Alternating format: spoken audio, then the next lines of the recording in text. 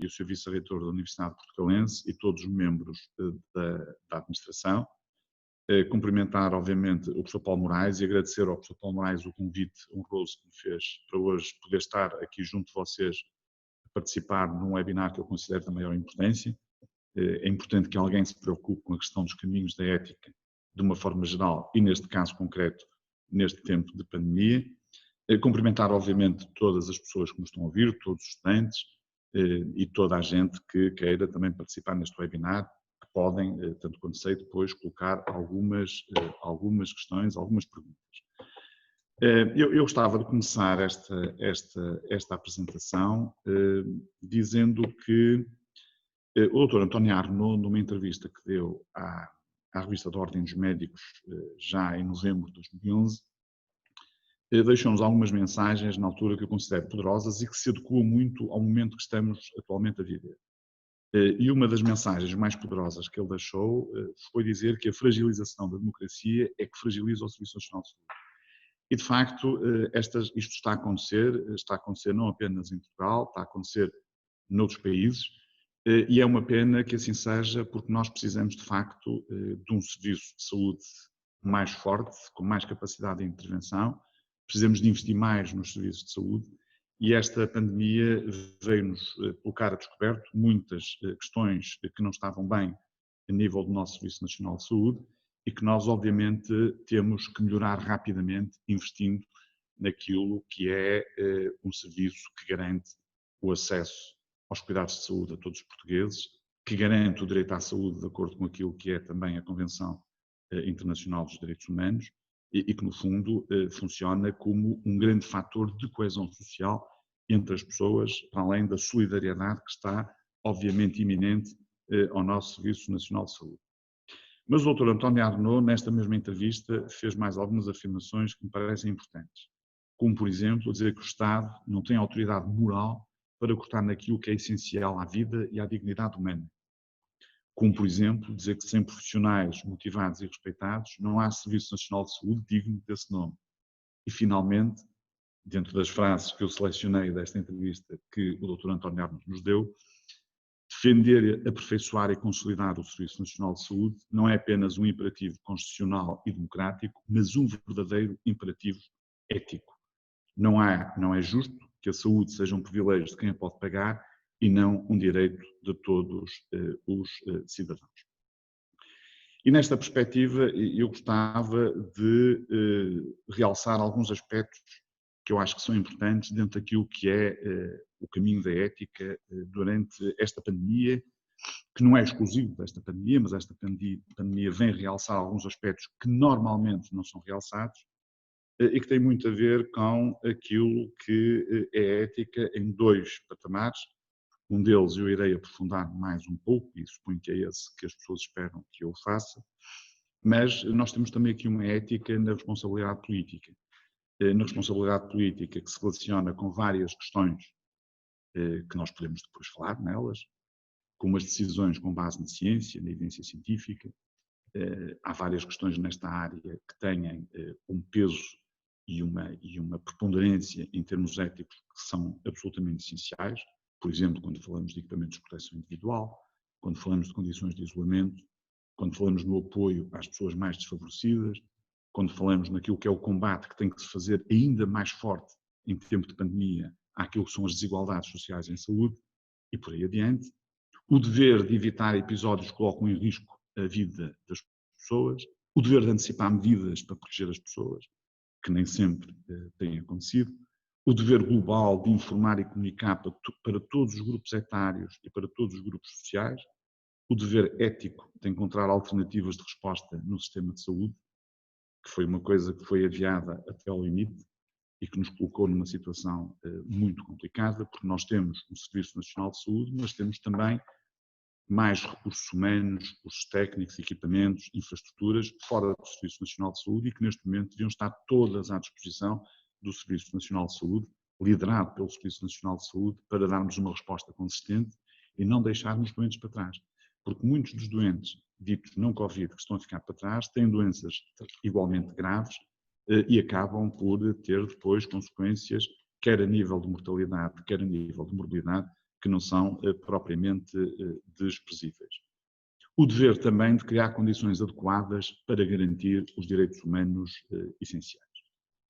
É verdade que as pandemias são sempre desafios para as sociedades, questionam a própria organização social de uma forma global e a relação entre as próprias pessoas, questionam a relação dos cidadãos com as autoridades, nomeadamente as autoridades de saúde, obrigam a confinamentos, restringem as liberdades, enfim, não é fácil fazer uma gestão adequada e eticamente até mais correta possível durante o tempo de pandemia. É verdade que nós já tivemos outras situações epidémicas que assolaram a humanidade, como a questão do HIV, a questão do SARS-CoV-2, do MERS, do Zika, do Ébola, etc., mas que nunca tiveram esta globalização que neste momento nós estamos a ter. E estou a falar de coisas mais recentes, coisas que nós todos nos lembramos. E esta globalização, obviamente, que obriga, em termos práticos, a desafios dos vários países. Os países tentam juntar-se dentro daquilo que são as suas relações bilaterais e a Europa, nesse aspecto, tem funcionado relativamente bem.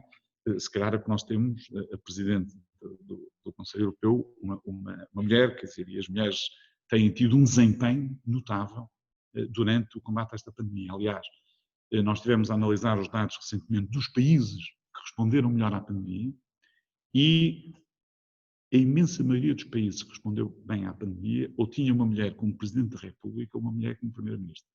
Esta é que é a realidade dos factos e vale a pena falar nisto, porque isto não será apenas uma coincidência. Tem a ver com o facto das mulheres conseguirem decidir mais rápido, conseguirem pensar em duas coisas ao mesmo tempo, enfim, e terem uma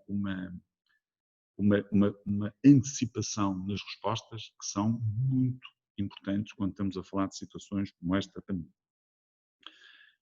A questão ética fundamental que a pandemia levanta é quanto ao valor da vida humana, com a particularidade de afetar todos os países e todos os grupos económicos. Ninguém está livre de ter doença, nós sabemos disso. A doença não afeta apenas as pessoas mais velhas, afeta as pessoas mais velhas, as pessoas mais novas, não afeta apenas as pessoas mais ricas, afeta as pessoas mais ricas, as pessoas mais pobres, ou seja, ninguém está livre da doença. E aqui o que está em causa é nós conseguirmos garantir que as pessoas que têm a doença Covid e as pessoas que têm outras doenças possam ter acesso a cuidados de saúde diferenciados para podermos, de facto, fazer aquilo que sempre fazemos ao longo da nossa vida. Estou a falar agora dos profissionais de saúde, dos médicos e de todos os profissionais de saúde, que é tratar e cuidar das pessoas com o máximo de zelo e respeitando, obviamente, aquilo que são os princípios e deveres éticos. Eu agora gostava de passar concretamente a uma área que vale a pena falarmos um bocadinho dela, que tem sido pouco falada. A imprensa fala das questões técnicas, ou seja, as questões éticas associadas às questões técnicas, de uma forma muitas vezes muito resumida, muito pouco aprofundada. Isto deixa-nos algumas questões que eu acho que devem ser explicadas para as pessoas perceberem qual é o comportamento ético, quais são, enfim, os deveres éticos que os profissionais de saúde, nomeadamente, embora numa pandemia os deveres éticos não são apenas dos profissionais de saúde, são dos profissionais de saúde e de quem tem capacidade para tomar decisões. Eu recordo aquilo que disse há pouco, que é, numa situação destas, nós temos a obrigação de utilizar todo o sistema de saúde. Temos a obrigação de garantir acesso a cuidados de saúde às pessoas que têm a doença Covid e às pessoas que têm as outras doenças.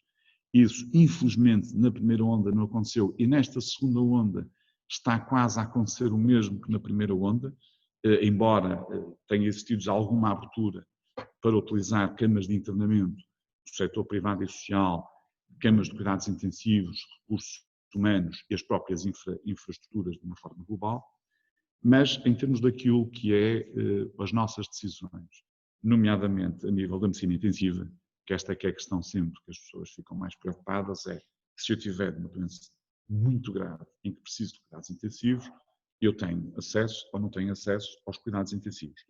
E esta questão, obviamente que está inserida, está contextualizada num conjunto de deveres éticos que, obviamente, nós temos que seguir. E o primeiro dever ético nesta área, e esse, eu vou falar desse em especial mais prolongadamente, é o dever de planear. Eu já ouvi alguns comentadores políticos, ex-ministros da Saúde, a dizer que o planeamento e a organização não são muito importantes. Isto é a pior coisa que se pode dizer.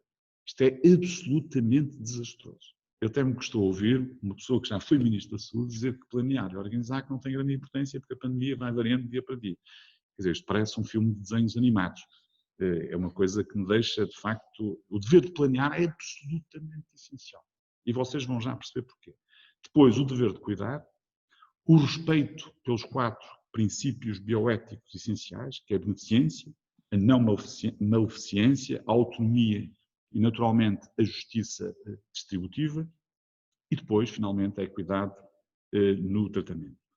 E a Ordem dos Médicos, perante as dificuldades que se começaram a adensar nos últimos tempos, e sobretudo nesta segunda onda, na primeira onda nós não libertamos nenhum parecer relacionado com questões éticas, seja do Conselho Nacional de Ética da Ordem dos Médicos, seja da direção do Colégio de Medicina Intensiva, mas desta fase nós tivemos que o fazer. E tivemos que o fazer porque a pressão que existe neste momento sobre o Serviço Nacional de Saúde é muito superior àquela que existiu na primeira fase. Basta olharmos para os números. Nós neste momento temos mais de 500 doentes em cuidados intensivos Covid, ou seja, os nossos doentes não Covid estão a perder o direito ao domicílio, porque quando nós temos mais camas para doentes Covid, temos menos camas para doentes não Covid, e daqui a importância do dever de planear, já vamos falar nela, e por isso a Ordem achou que tinha o dever ético também de libertar estes parceiros, que foi o que fizemos há relativamente pouco tempo, para dar alguma tranquilidade a quem está no terreno, nomeadamente aos médicos, dar também algum apoio e libertar também os médicos da pressão enorme que eles têm neste momento para tomarem decisões que podem ser, de facto, decisões mais difíceis. O dever de planear, o que é que significa o dever de planear em termos de cuidados intensivos, que não é apenas exclusivo dos cuidados intensivos. O dever de planear é um dever global da sociedade nesta matéria. Mas, concretamente, a nível dos cuidados de saúde, o dever de planear significa eu conseguir garantir que, para os doentes muito graves, que necessitam mesmo de camas de cuidados intensivos, porque senão podem morrer, eu tenho que conseguir gerir aquilo que são os cuidados de saúde que faço para libertar mais camas de cuidados intensivos. E, portanto, associado ao dever de planear, está sempre aquilo que nós chamamos de um plano de contingência. Um plano de contingência que deve existir nos hospitais, que deve existir nas várias unidades de saúde, um plano de contingência que também deve existir no país. Aliás, o que nos tem, a resposta positiva que nós temos tido durante esta pandemia deve-se muito às lideranças clínicas, deve-se muito à iniciativa dos próprios hospitais. Não é preciso a Sra. Ministra da Saúde vir dizer que vai dar autonomia aos hospitais para eles atuarem. Não. Eles não esperam por esta decisão da Ministra da Saúde. Os hospitais começam a atuar antes da Direção-Geral de Saúde ou a Ministra da Saúde dizer alguma coisa, porque senão as coisas eram muitíssimo mais complicadas. E, portanto, estas lideranças clínicas têm funcionado muito bem, e eu aproveito aqui para deixar o meu apreço e a minha gratidão a todos os profissionais de saúde que estão ligados aos hospitais, aos centros de saúde, à saúde pública, à medicina do trabalho, enfim, que têm feito um trabalho extraordinário, mesmo sem terem as melhores condições. Mas esta questão do plano de contingência devia ser outra. Ainda assim, existe um plano de contingência específico dentro dos hospitais e que é imediatamente acionado em situações de crise médica. Para quê? Para nós podermos libertar recursos técnicos, por exemplo, camas de cuidados intensivos, recursos humanos. E é este dever de planear, associado a este plano de contingência, que nos permite aumentar a nossa capacidade para os doentes mais urgentes ou mais emergentes. Eu vou dar um exemplo simples para nós percebermos o que é que isto significa. Num determinado nível do plano de contingência, significa que eu posso adiar algumas consultas, posso adiar algumas cirurgias e, com isto, libertar um bocado da pressão sobre o serviço.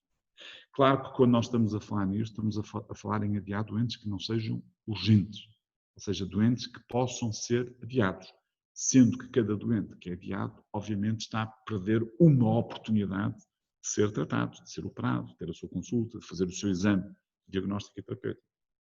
Mas quando nós temos que nos concentrar em salvar vidas, esta decisão é uma decisão que compete às autoridades locais, aos conselhos de administração, aos médicos da medicina intensiva, enfim, aos médicos das outras especialidades, no sentido de nós conseguirmos, por um lado, ter disponíveis mais camas de cuidados intensivos, termos disponíveis mais médicos de várias especialidades para também ajudarem no grande número de doentes que nós temos internados, e nomeadamente em cuidados intensivos. Como vocês sabem, nós temos uma deficiência muito grande a nível dos cuidados intensivos, não só em número de camas, estávamos claramente abaixo da União Europeia, agora as coisas estão a começar a compor-se devagarinho, mas também a nível daquilo que é a parte mais importante dos cuidados intensivos, que é o capital humano.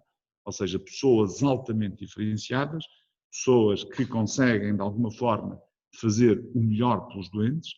Estamos a falar de especialistas de medicina intensiva, na área da medicina, estamos a falar de especialistas também na área da medicina intensiva, na área da enfermagem. Portanto, é fundamental ter médicos e enfermeiros diferenciados nesta área dos cuidados intensivos. E, portanto, quando eu começo a reduzir, imaginemos em 20% ou 30%, o número de doentes que vai ser operado e que precisa de cuidados intensivos, eu estou a aumentar a capacidade nos cuidados intensivos.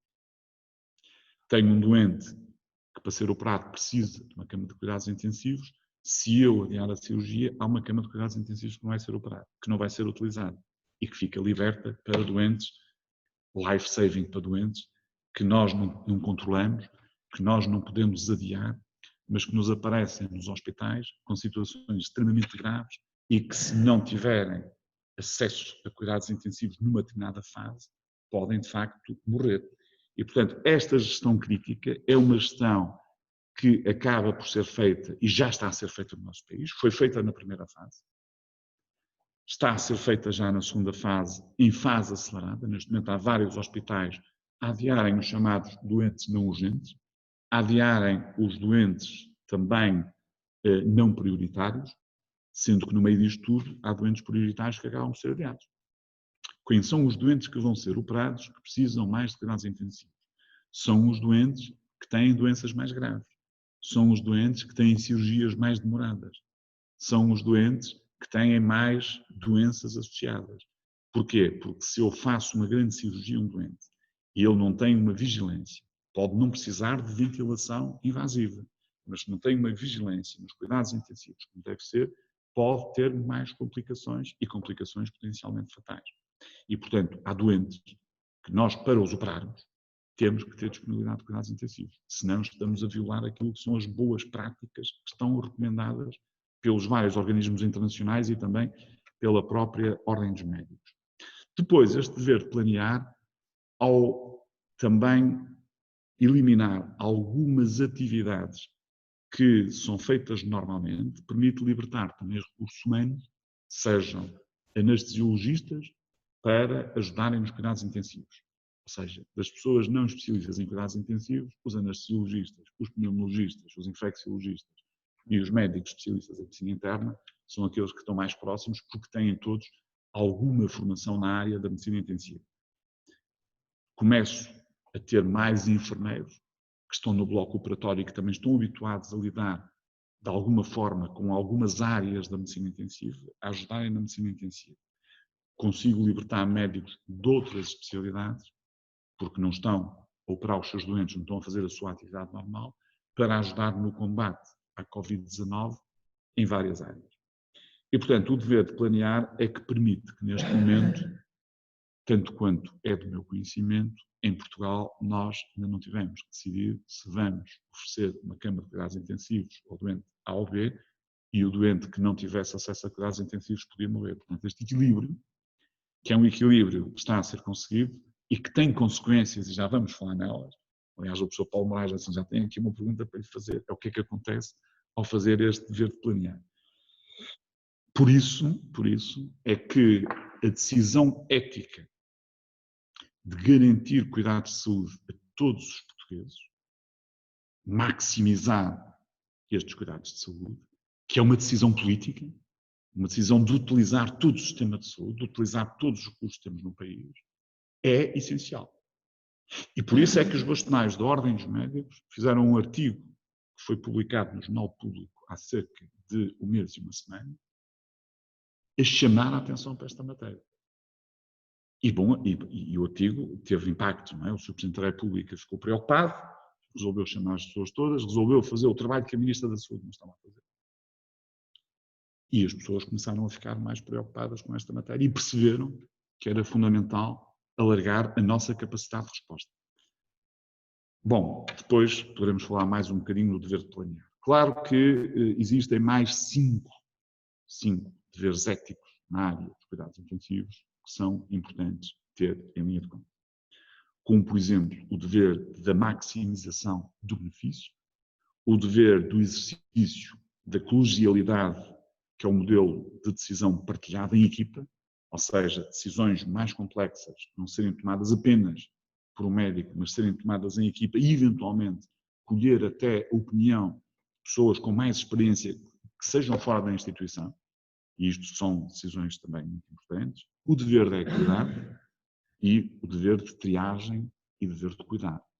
Porque há uma questão que muitas vezes as pessoas acham que um doente que não tem acesso a cuidados intensivos vai ser abandonado. Isto não é verdade. Um doente que, porventura, não consegue ter acesso a um ventilador invasivo, nós fazemos o tratamento com ventilação não invasiva. Se não existir ventilação não invasiva, podemos fazer oxigênio em alto fluxo. Estamos a falar de situações, estamos a concentrar aqui um bocado na questão da Covid, situações com uma grande deficiência a nível pulmonar, em que a pessoa precisa de apoio para respirar, precisa de melhorar aquilo que são as trocas gasosas entre os pulmões, entre o sangue e o ar que está cá fora. E também o dever de uso transversal de critérios de utilização de recursos. Estes deveres têm todos especificidades próprias que nos obrigam, que nos ajudam sempre a tomar as melhores decisões possíveis para conseguirmos equilibrar o sistema no sentido de que as pessoas que necessitem de cuidados intensivos, de cuidados life-saving, que salvam a vida à pessoa, de facto os possam ter. Mas este dever de uso transversal de critérios de utilização de recursos é um dever muito importante. E é um dever que não pode nunca ser esquecido para quem está a trabalhar nesta área, que é, nós temos que considerar os doentes e não as doenças. Nós temos que colocar em primeiro lugar os doentes. Não interessa se o doente tem a doença Covid-19 ou se tem outra doença igualmente grave e que precisa de apoio a nível dos cuidados intensivos. Porque muitas vezes as pessoas confundem e pensam que neste momento se está a fazer é tratar os doentes Covid-19 e os outros doentes ficam para trás em termos de cuidados intensivos. Porque no resto dos cuidados, de facto, isso está a acontecer. Eu gostava ainda de dar aqui uma nota final, porque julgo que já estarei perto do tempo, estou aqui a tentar controlar, não sei se o professor Paulo Moraes também o está a ver, eu pus aqui o telemóvel a funcionar, portanto já vou com 23 minutos, portanto tenho aqui mais 2 minutos, que é evidente que este panorama permite salvar mais vidas, mas, obviamente, tem impacto naquilo que é todos os nossos outros doentes. Aquilo são os doentes tradicionais. Só para vocês terem ideia, entre janeiro e julho deste ano, e estamos a falar, portanto, na primeira resposta à primeira onda de pandemia, ficaram por fazer mais de 100 mil cirurgias. E algumas destas 100 mil cirurgias eram doentes prioritários, doentes oncológicos, objetivamente. Ficaram por fazer cerca de 1 milhão de consultas presenciais nos hospitais, 4,6 milhões de consultas presenciais nos cuidados de saúde primária. Eu recordo que os cuidados de saúde primários é a principal porta de acesso ao Serviço Nacional de Saúde e, portanto, se nós tivermos uma quantidade de consultas que não são feitas, existem pessoas que não estão nas listas de espera, que não têm rosto, que nós não conseguimos identificar e que ficaram para trás no acesso aos cuidados de saúde. Ficaram por fazer 17 milhões, eu repito, 17 milhões de exames complementares, diagnóstico e terapêutico. Isto referente a uma onda bastante mais pequena que a onda que nós estamos a ter neste momento. Claro que nós agora temos mais preparação. Já sabemos lidar melhor com a situação. Estamos mais preparados. Mas a verdade é que esta pressão grande que temos no Serviço Nacional de Saúde e que nós estamos, de facto, a dar uma resposta àquilo que são as necessidades na área da doença Covid, está-nos a deixar para trás doentes não Covid, que poderiam não estar a ficar para trás se nós ativássemos todo o sistema de saúde e isto estivesse devidamente planeado durante os meses de verão. Nós tivemos pelo menos 3 meses em que praticamente não tínhamos aqui a doença. Enfim, tínhamos 100 casos por dia, portanto, uma coisa perfeitamente banal neste sistema. E não foi aproveitado para se criarem, de facto, os guias, para organizar, para ter uma gestão crítica das unidades, das câmaras de internamento, uma gestão crítica das câmaras de cuidados intensivos, uma gestão crítica da transferência de doentes. Portanto, todas estas questões de coordenação a nível regional e coordenação a nível nacional ainda estão, algumas já estão organizadas, a Ordem tem falado várias vezes nisso e as coisas começaram a andar para a frente, mas ainda não estão completamente definidas, o que é de facto uma pena. Eu ficava por aqui, dou aqui uma dica de uma leitura inspiradora para quem tiver paciência para fazer, mas é uma coisa muito simples, é um poema que se chama Esperança, de um artista, de um poeta e artista cubano chamado Alexis Valdés, que é dedicado à questão da pandemia, é um poema pequeno, esse em 2 ou 3 minutos, eu acho que toda a gente o devia ler. Muito obrigado a todos pela vossa atenção, fico disponível, professor Paulo Moraes, para aquilo que entender. Doutor, muito obrigado a todos também que estiveram aqui a assistir com a máxima atenção, agradeço a todos que enviaram questões, eu confesso que nunca tinha recebido tantas questões num seminário destes e portanto tive aqui um esforço em tentar sistematizar as várias questões e selecionei 4 tipos de questões que depois pedia que o Sr. Doutor comentasse aquilo que entender, naturalmente. A primeira é muito simples, mas surgiu várias vezes, quais são, em seu entender, os países exemplares na resposta à pandemia e, naturalmente, porquê? Pois há uma questão já não tão relacionada com esta, que que também surgiu 3 vezes no nosso bate-papo, que é quando é que vamos sair desta pandemia, como e o que é que irá mudar no nosso cotidiano. Uma questão que é muito atual, aliás tem a ver com a imprensa de hoje, há quem nos pergunte o que é que o Sr. Doutor acha, o que é que o Sr. Bastonário acha de um documento de trabalho das DGS que considera o grupo de risco não ser prioritário, nomeadamente na distribuição das vacinas Covid, isso é um assunto atualíssimo que é da imprensa de hoje, e há um de caráter mais geral, que também lhe queria colocar, que é colocado por 2 participantes neste nosso painel, se não acha que está a haver um desmantelamento dos hospitais públicos a favor da medicina privada. Este é de caráter mais global, não tem obviamente a ver com a pandemia, tanto quanto entendo. Se estivesse de acordo, ficaríamos por aqui, se eventualmente ainda houver tempo para mais 1 ou 2 questões, mas penso que isto já é uma panóplia, já dá quase para outra conferência. Sim, nós ficamos aqui a falar um bocado. Por acaso, eu estava à espera que me falassem, eu deixei aqui vários critérios em aberto. Tem que ligar o som, tem que ligar o som. Está bem assim? Está, ok. Por acaso estava à espera que me fizessem questões sobre os vários critérios de decisão ética da medicina intensiva, que eu falei neles, mas depois não os explorei. Explorei só 2, o primeiro e o 6º, não explorei os outros 4.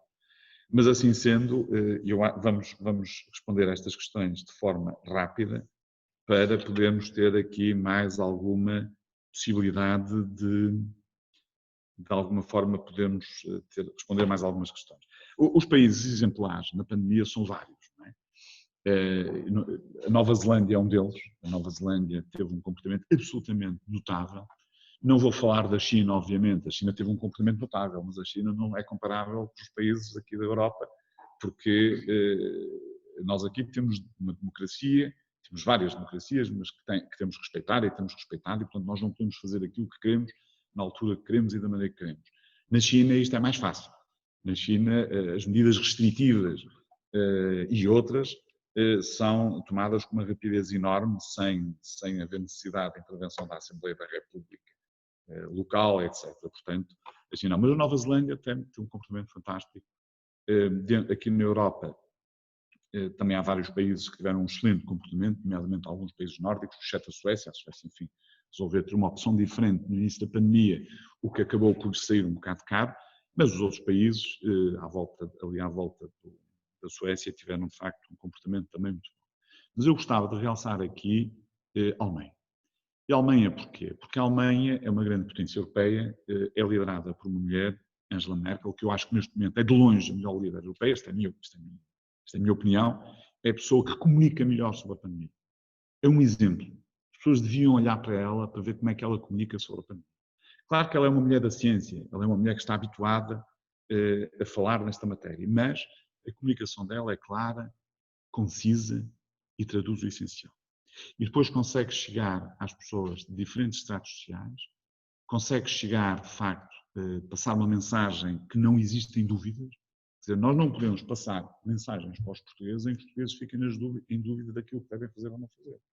Aquilo que o nosso primeiro-ministro veio reconhecer recentemente, que provavelmente não tinha passado bem a mensagem, é simpático da parte dele dizer isso, mas a verdade é que isto tem acontecido muitas vezes e não é só com ele. Acontece também na Direção-Geral de Saúde, a gente sabe que a Direção-Geral de Saúde andou muito tempo a dizer que as máscaras não serviam para nada, numa altura em que todo mundo já estava a usar máscaras. Aliás, as máscaras eram obrigatórias em vários países, incluindo em países europeus, entre outras coisas que eu não vou estar a dizer porque também não interessa. Mas, portanto, a comunicação com as pessoas é absolutamente essencial e é fundamental nós usarmos nesta comunicação aquilo que são as questões técnicas. Isto é, nós temos aqui sempre, na pandemia, duas matérias essenciais. Uma tem a ver com a parte técnica, a parte da ciência, a parte da evidência científica, sendo que numa pandemia deste género, a evidência científica não é tão sólida como nós temos noutras situações, e, portanto, às vezes temos que usar, por paralelismo com outras situações que já tivemos no passado, aquilo que são as medidas mais adequadas para combatermos a pandemia, e isso foi acontecendo, e vai existindo, obviamente, uma evolução, mas eu diria que a Alemanha tem sido muito objetiva na resposta que tem dado à pandemia. A Alemanha é um país que tem também uma circulação colateral imensa, portanto é um país muito exposto, porque, por exemplo, a Nova Zelândia não é um país tão exposto, e, portanto, aquilo que os alemães têm feito tem sido muito, muito objetivo, muito concreto, e isso tem resultado, de facto, numa resposta bastante boa àquilo que é a pandemia. Claro que os alemães, e também convém dizer isto, também é importante, podem, por exemplo, pôr os restaurantes todos em takeaway. Foi logo uma decisão da chanceler alemã, e reparem, eles tomaram esta decisão quando tinham menos de metade dos casos por 100 mil habitantes que nós tínhamos em Portugal. E nós provavelmente não podemos fazer. Porque enquanto os alemães conseguem segurar as empresas, conseguem apoiar a sério, com dinheiro vivo, não é? Portanto, porque as pessoas precisam de dinheiro para pagar aos funcionários, etc. Todos os restaurantes, nós provavelmente não temos essa capacidade. E, portanto, aqui o Primeiro-Ministro não teve mal. Fez uma situação intermédia. Portanto, fechou a partir de uma determinada hora. Na altura, enfim, nós devemos dizer que era melhor ficar em takeaway, porque isso dava mais alguma liberdade, e o takeaway é uma situação relativamente simples se tiver regras, e não é por aí que as pessoas se vão infectar, mas fez aqui uma situação mista que foi simpática. Mas a Alemanha, a todos os níveis, tem dado uma resposta fantástica, tal como os países europeus, e isso serve-nos de facto de exemplo. A verdade é que dentro dos países europeus que melhor resposta deram e nos países por esse mundo fora, de facto, as mulheres têm um lugar de destaque, como eu realcei há pouco. Aliás, o próprio Papa Francisco, há 2 ou 3 dias atrás, de uma intervenção que teve, realçou exatamente esta situação. Portanto, isto não é propriamente uma novidade, mas é importante as pessoas terem noção disto para se tentar perceber porquê. Porque é que, nesta pandemia, as mulheres que têm lugares de topo, não é ser Ministro da Saúde, é ter lugar de topo, tiveram uma resposta melhor do que os homens. Até porque há mais homens à frente de países do que mulheres, como vocês sabem. Relativamente à questão de quando saímos da pandemia Quando é que vamos sair da pandemia? Bom, essa é uma pergunta simpática que eu não sei responder. Eu acho que esta fase da pandemia que nós estamos a atravessar, estamos neste momento numa altura difícil. Aparentemente, o número de casos não irá aumentar mais do que aquilo que temos tido nos últimos dias, não irá passar muito entre os 6 mil e os 7 mil, e a tendência será para estabilizar e depois começar a descer, mas neste momento nós temos que todos cumprir rigorosamente as regras, ou seja, mesmo quando o número de casos infectados por dia começar a diminuir, nós temos a obrigação de continuar a proteger-nos uns aos outros. Ou seja, a arma de proteção individual e coletiva, que são as máscaras, que são o distanciamento físico ou social, e que é a questão das medidas de higiene, em particular as medidas de higiene das mãos, lavar frequentemente as mãos com água e sabão, ou utilizar álcool gel, que destrói as partículas víricas, são medidas que nós vamos ter que viver com elas muito tempo, mesmo quando existir a vacina. Ou seja, mesmo quando nós tivermos uma vacina para a Covid-19, não podemos pensar que esta vacina vai ter uma atuação já neste inverno. Este inverno nós temos que ultrapassar desta maneira, cumprindo as regras. Até porque o dever de combate à pandemia não é um dever apenas do governo, não é um dever apenas dos profissionais de saúde e dos outros profissionais todos que estão neste combate, várias áreas diferentes, é um dever de todos os portugueses, é um dever de cada cidadão. Se todos os cidadãos cumprirem as regras como elas estão definidas pela Direção-Geral de Saúde, é evidente que o vírus começa a deixar de passar de pessoa para pessoa, e se ele deixar de pessoa para pessoa, vai se extinguindo. Reparem que se nós tivéssemos o vírus sem circular de pessoa para pessoa durante um mês, as partículas virais começam a destruir-se. E, portanto, é assim que também acabam às vezes estas coisas que dizem, acabou de repente e tal. Pois, também pode ser. Há quem diga que há uma memória entre os vírus. Estou a brincar um bocado com a situação, mas o SARS-CoV-1, que teve uma expansão enorme, de repente desapareceu. Até hoje nunca mais descobrimos o SARS-CoV-1. Não sabemos porquê. A ciência não consegue explicar isto. Aparentemente parece que os vírus comunicam uns com os outros. E, portanto, bom, a gente já chateou aqui o pessoal e, portanto, agora vamos embora. Pronto. Nós não sabemos o que é que acontece. Era bom que isto acontecesse com este vírus, que lá para fevereiro, março, ele desaparecesse. Mas nós temos que pensar que ele não vai desaparecer e, portanto, temos a obrigação de cumprir as regras. O que é que isto muda no nosso cotidiano? Nós temos várias lições e desafios com esta pandemia. Eu costumo dizer, já não digo há algum tempo, mas vou aproveitar para dizer aqui, que se os diferentes países, os governos dos diferentes países, não perceberam a importância que a saúde tem na estratégia de um Estado, não perceberam nada desta pandemia. Não perceberam que uma variação, que nem sequer é uma variação muito grande, atenção que o SARS-CoV-2 não tem, por exemplo, a mortalidade do ébola. Imaginemos que o SARS-CoV-2 tinha a mortalidade do ébola. Isto era uma desgraça completa. Porque o número de pessoas que têm o vírus e que não têm qualquer tipo de sintoma é muito elevado. Aliás, a prevalência desta infecção é enorme. E também é enorme porque há muita gente com o vírus que não sabe que tem o vírus, não tem sintoma nenhum, não teve nenhum contacto identificado de risco, não fez nenhum teste e, portanto, por isso é que há países neste momento que têm para testar a população toda, para tentar separar as pessoas infectadas das não infectadas e tentar com isso ter uma contenção mais forte. Países que têm populações, obviamente, mais pequenas e que poderão eventualmente fazer isto. Portugal, por exemplo, podia fazer uma coisa deste género, como outros países da mesma dimensão. E, portanto, esta lição é uma lição que os países têm que perceber. Eu julgo que uma parte dos países europeus já o percebeu, está a investir fortemente na saúde. Portugal aparentemente não está a fazer. Nós temos um orçamento de Estado para 2021 que acrescenta ao orçamento de Estado que tivemos em 2020, enfim, previsível, não acabou as coisas, portanto, estamos sempre na previsibilidade, em que temos para o Serviço Nacional de Saúde mais cerca de 200 milhões de euros. 200 milhões de euros não dá para nada. 200 milhões de euros não dá para atingir o objetivo que todos os governos têm colocado como prioritário nos seus planos de atividades, nos seus planos de ação, que é atribuir médico de família e equipa de saúde a todos os portugueses. Coisa básica, que é todos os portugueses poderem ter uma equipa de saúde, médico, enfermeiro, etc. Neste momento, isto não é possível. O Partido Comunista Português fez uma proposta interessante na Assembleia da República, que foi contratar 900 médicos de família. Se nós contratamos 900 médicos de família, a pensar já que para o ano se reformam cerca de 450 médicos de família, nós poderemos ter eventualmente médicos de família para todos os portugueses. Mas nós, para termos médicos de família para todos os portugueses, desculpem estar aqui a ensinar esta coisa, porque eu acho que isto é prioritário para o país.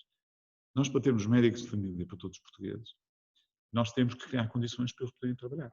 Isto é, imaginemos que eu neste momento dizia assim, Sra. Ministra, tenho aqui mais 2.000 médicos de família. Ela não tinha sítios para trabalhar. Isto é, o que tem acontecido ao longo destes anos é os médicos de família vão se formando e vão sendo contratados novos médicos de família. Por isso é que nós temos há muito tempo entre 700 mil a 800 mil pessoas que não têm propriamente médico de família. Por causa desta variação. Portanto, nós temos de estar o passo em frente. Temos que apostar, temos que ter mais centros de saúde, temos que ter mais estruturas, temos que ter secretários clínicos, temos que ter enfermeiros, temos que ter médico. O médico não trabalha sozinho. Nos cuidados de saúde primários, nos hospitais, é um trabalho em equipa e, portanto, isto tem que ser, de facto, pensado desta forma. Agora, o cotidiano, em termos daquilo que é... O desafio é este, é nós apostarmos mais na saúde e percebemos que a saúde tem um impacto brutal na economia e que se nós estivermos mais preparados na saúde, conseguimos evitar crises económicas graves por causa da saúde. Portugal era bom que aqui tivesse, de facto, uma estratégia um bocadinho diferente daquela que tem.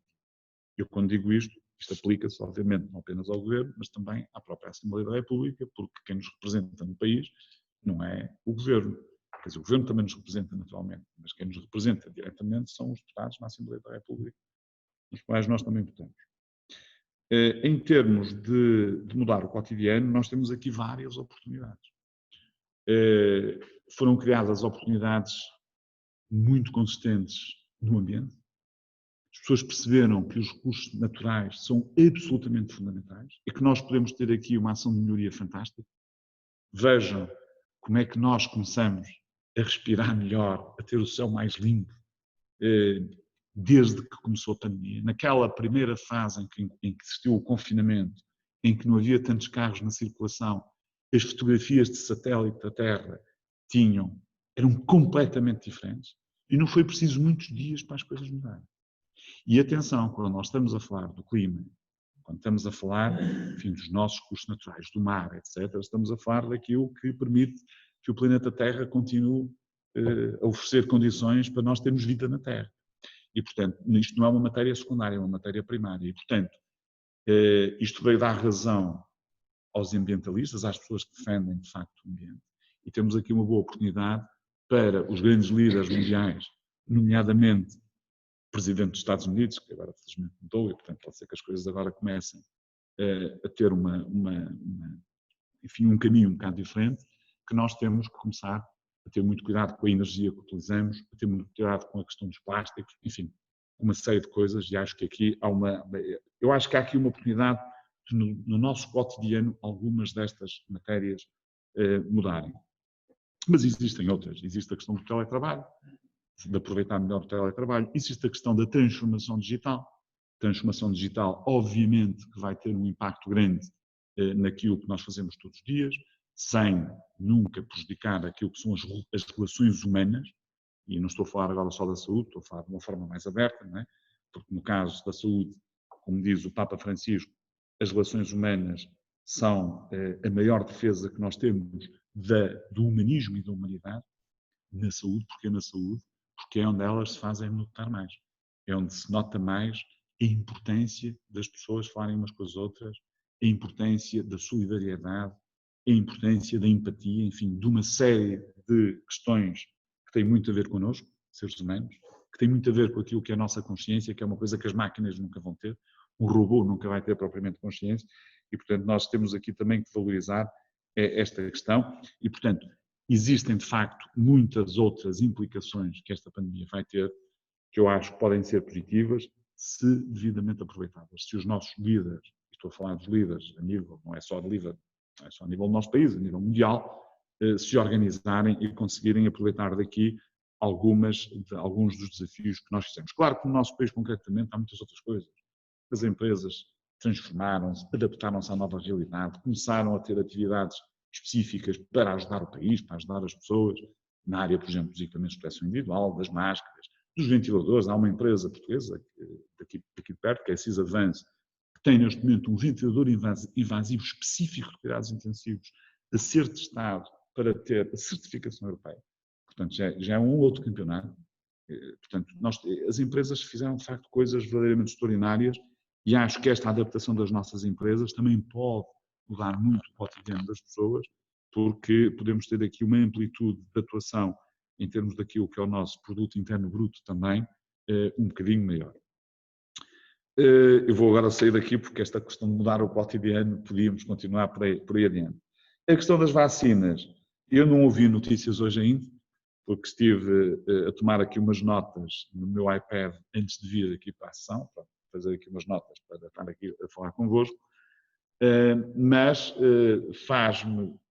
já faz-me confusão que as pessoas mais idosas não possam ser vacinadas. Eu acho que isto tem que ser uma questão que tem que ser vista com muito cuidado, isto é, temos que perceber se as vacinas, que tipo de contraindicações é que as vacinas têm, que tipo de efeitos laterais é que estas novas vacinas, reparem, vocês ouviram até agora a falar da vacina A, B, C, de laboratórios diferentes. Uma tinha uma eficácia, sei lá, de 70% ou 70 e tal por cento, acho que era da AstraZeneca, outras tinham uma eficácia de 90%, 95%, 97%. Não ouvimos nunca falar de complicações. Não ouvimos nunca falar de efeitos laterais. E a questão das contraindicações e efeitos laterais pode ter aqui um peso específico. Eu não sei se algo, para além das questões de armazenamento, distribuição, de condições especiais para guardar as vacinas, mas isso já foi mais ou menos sempre falado. Agora, há aqui uma questão que é importante, é perceber qual é a evidência que a nossa Diretora-Geral de Saúde tem para dizer à partida que as pessoas com mais de uma determinada idade não fazem a vacina. Está a proteger as pessoas ou está a expô-las? Tenho que ver isso. Neste momento não consigo dar uma resposta objetiva a isso, tenho que ver qual é o racional que a Diretora-Geral de Saúde está a usar. Parece-me, no entanto, estranho que aquilo que são as pessoas mais frágeis, aquelas pessoas menos resistentes à infecção, aquelas pessoas que acabam por sofrer mais com a infecção, não estejam, de facto, a ser protegidas, mas dentro de pouco tempo, ainda hoje, darei uma resposta mais concisa a isto. Finalmente, relativamente à questão da atividade privada, vamos lá ver uma coisa. Este é o discurso de quem não aposta no Serviço Nacional de Saúde. Nós defendemos que o investimento no Serviço Nacional de Saúde tem que aumentar a sério. Não é aumentar 200 milhões. É ter, no mínimo, o mesmo aumento que o Estado está a dar à TAP. Se o Estado investe na TAP 1.500 milhões de euros, o Estado tem a obrigação ética e moral de investir no Serviço Nacional de Saúde mais 1.500 milhões de euros. Subir substancialmente o investimento no Serviço Nacional de Saúde. Porque, na realidade, nós temos investido muito pouco no Serviço Nacional de Saúde. Não é só este governo, o governo anterior é igual. Não há aqui uma diferença muito significativa. E, obviamente, que nós temos muitas falhas no Serviço Nacional de Saúde. Para quem colocou esta pergunta, é importante dizer que os vários partidos políticos têm aceito que se invista pouco no Serviço Nacional de Saúde. Porque aprovam orçamentos em que o investimento no Serviço Nacional de Saúde é muito baixo. Nós temos deficiências graves no Serviço Nacional de Saúde. Faltam no Serviço Nacional de Saúde mais de 5.500 médicos. Como é que eu posso dizer isto? Da maneira mais fácil possível. Reparem, o Estado contrata, através de empresas prestadoras de serviços, mais de 110 milhões de euros por ano. Ou cerca de 110 milhões de euros. Que significa que podia contratar 3.500 médicos como assistentes hospitalares ou assistentes nos cuidados de saúde primários, com horário de 40 horas por semana, durante 14 meses. Ou seja, 12 meses, um ano, mais o subsídio de férias e de Natal. É o que dá este dinheiro para fazer. Mas, para além disso, os médicos fazem no Serviço Nacional de Saúde, ou melhor, fizeram o ano passado, mais de 6 milhões de horas extraordinárias. E este ano, até agosto, já tinham feito 6 milhões de horas extraordinárias. Não sei quantas milhões de horas extraordinárias vão acabar no fim do ano. E estes milhões de horas extraordinárias dá para contratar mais 3 mil médicos, exatamente nas circunstâncias que disse há pouco. Portanto, Enfermeiros, faltam milhares de enfermeiros. Segundo a bastonária da Ordem dos Enfermeiros, faltará no Serviço Nacional de Saúde, e o Governo nunca o negou, cerca de 30 mil enfermeiros. Portanto, depois de assistentes operacionais, enfim, todas as áreas profissionais que estão ligadas com a saúde, incluindo os engenheiros, porque nós precisamos de mais engenheiros na saúde. Os engenheiros, neste momento, são um motor muito importante a nível daquilo que são os desenvolvimentos tecnológicos na área da saúde. E esta parceria que tem existido entre os profissionais de saúde, nomeadamente os médicos e os engenheiros, tem permitido fazer coisas absolutamente fantásticas, que hoje não vamos falar delas, mas que dava também para uma conferência engraçada. De qualquer forma, obviamente que o facto, nesta fase crítica, o Estado recorrer ao sistema de saúde é para garantir a saúde às pessoas. Recorrer ao serviço privado ou ao setor social nem sequer é uma novidade. Eu lembro que em 2018, que é que eu tenho dados dessa altura, a transferência do Serviço Nacional de Saúde para o setor privado e social foi de cerca de 2.400 milhões de euros.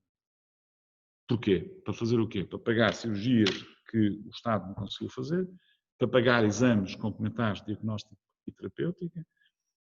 Por exemplo, nesta pandemia, a maior parte dos testes de diagnóstico do SARS-CoV-2 foram feitos nos laboratórios privados, porque o Serviço Nacional de Saúde não tinha capacidade para fazer. Agora já tem alguma capacidade, mesmo assim, ainda 50% dos testes continuam a ser fora. E, portanto, o Estado o que tem que garantir é o acesso aos cuidados de saúde aos portugueses. Preferencialmente dentro do Serviço Nacional de Saúde. Porquê? Porque o Serviço Nacional de Saúde tem características únicas. Eu acho que o Serviço Nacional de Saúde, na minha modesta opinião, é a segunda maior conquista da democracia a seguir à liberdade. E acho que assim deve continuar. Mas o que eu tenho verificado daquilo que é vontade dos partidos políticos não é esta. É haver um equilíbrio em baixa do Serviço Nacional de Saúde. E, portanto, quem acha que, de facto, o Serviço Nacional de Saúde é importante, deve manifestá-lo, deve dizê-lo, deve pressionar os políticos para que se invista mais no Serviço Nacional de Saúde. Não sei se quer mais alguma perguntinha. Vamos a isso. Muito bem. Doutor, muito obrigado. Nós estamos já a esgotar o nosso tempo, mas de qualquer maneira há aqui uma questão que tem a ver com esta e que gostava de juntar e pedia-lhe que concluísse a sua intervenção com isso. Há dois participantes no nosso debate que falam da excessiva politização do aparelho da saúde, nomeadamente do excesso de dirigentes partidários nos hospitais, direções de saúde e assim, e pedia-lhe que comentasse isso e, no fundo, qual a sua visão geral sobre a organização da saúde em Portugal, que obviamente se refletiu na questão da pandemia, e com isso pedia-lhe naturalmente que concluísse. Nós já esgotámos o nosso tempo, mas eu julgo que esta questão é suficientemente estruturante para nós gostarmos muito de ouvir a sua opinião.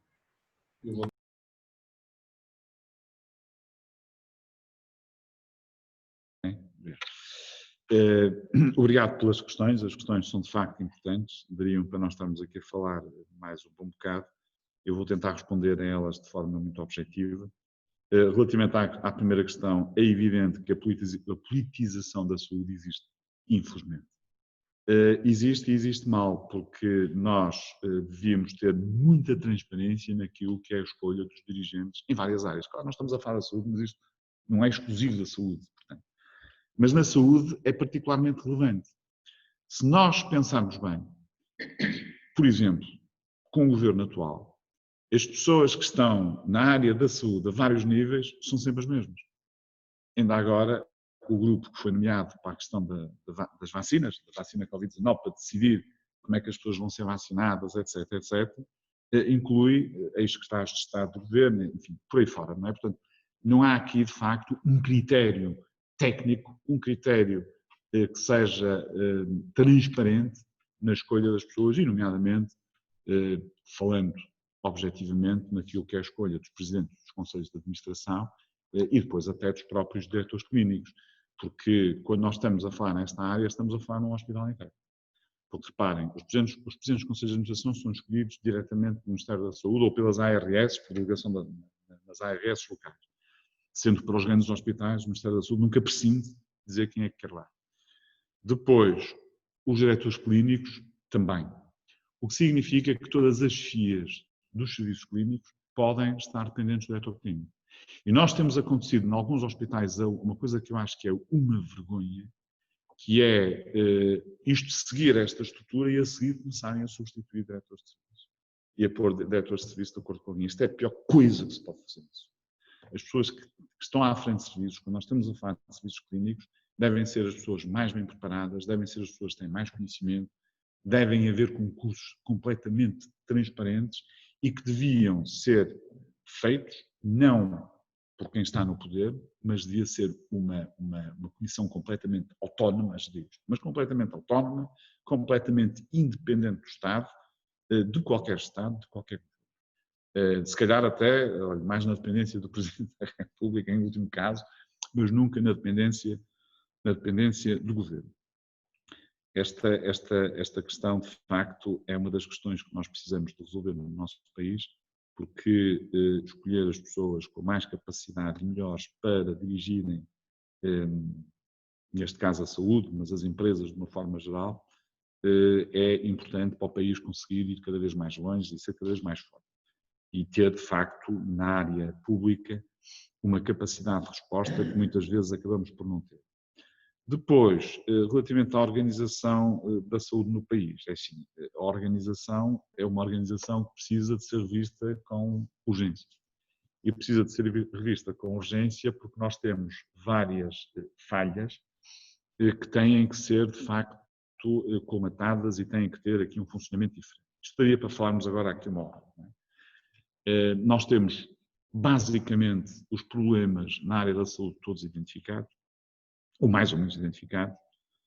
Sabemos que há problemas no funcionamento dos serviços de urgência, sabemos que há problemas a nível dos cuidados de saúde primários, sabemos que há problemas nos hospitais, não há uma reforma hospitalar há mais, quer dizer, os hospitais estão a funcionar como há 50 ou 60 anos atrás, não se adaptaram sequer aos tempos modernos e devia ser feito.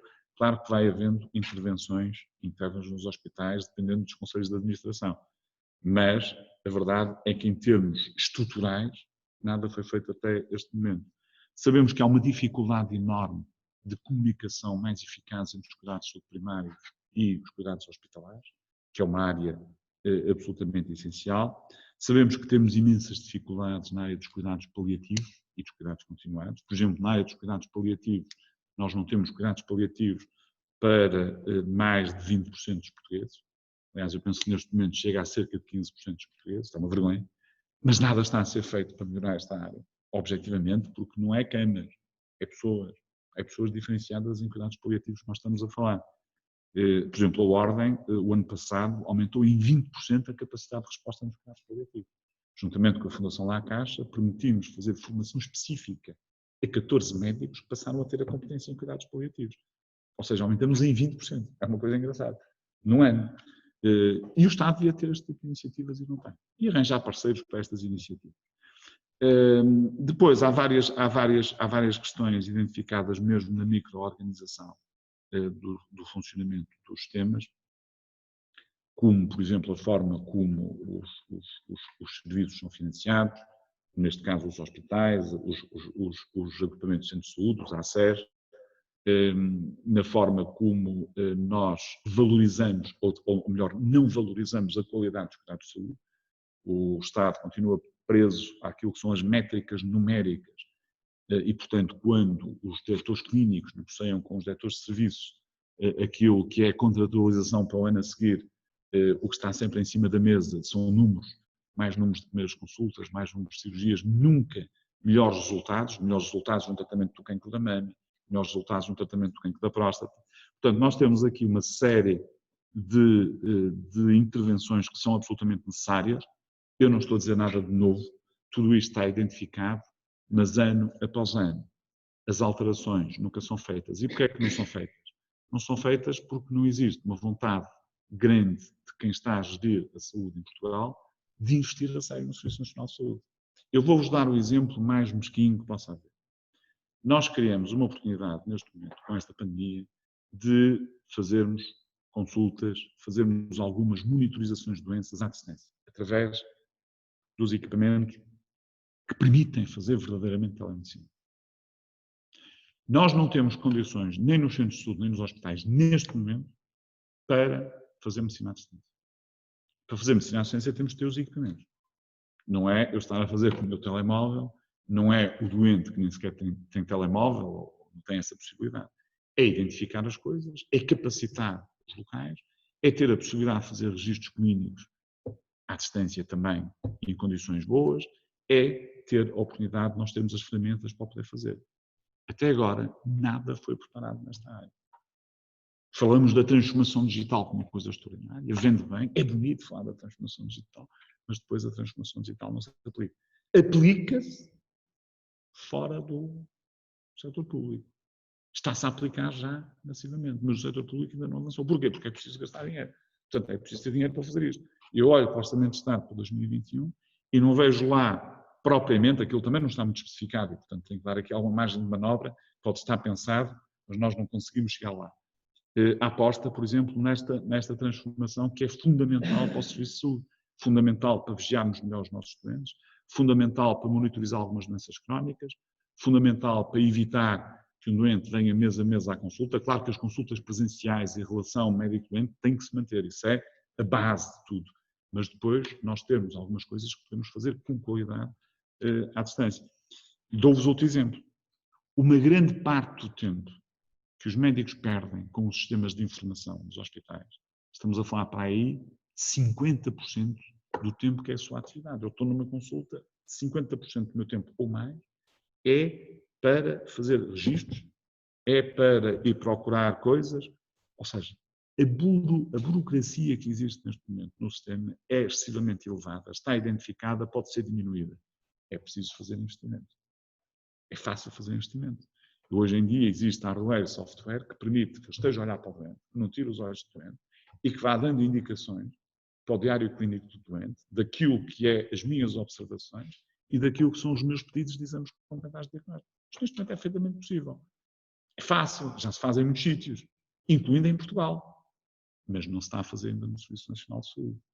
Portanto, várias pequenas coisas em termos de organização e outras maiores têm que ser feitas. É preciso é que exista vontade política para isso.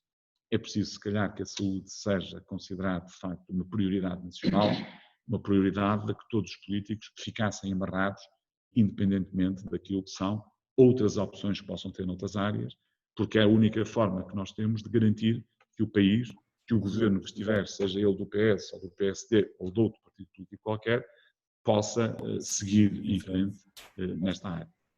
Muito obrigado.